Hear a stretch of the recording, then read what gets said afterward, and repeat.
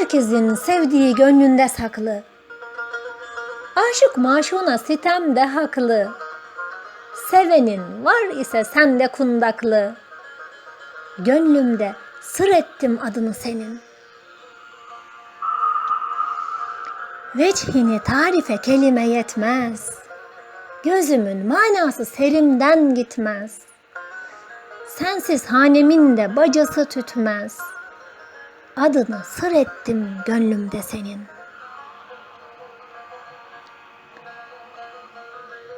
Kuğular yüzüyor eş bulmuş surda.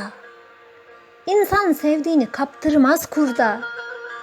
Bakarsın karşına sevenin burada. Adını sır ettim gönlümde senin.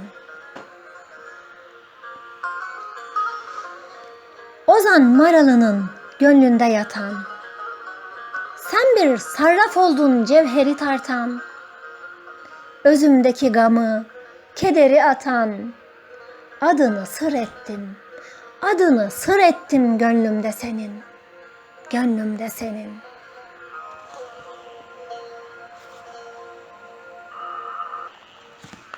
Şiir Şaziye Çelikler. Yorumlayan Hatice Türkmen Yurtseven.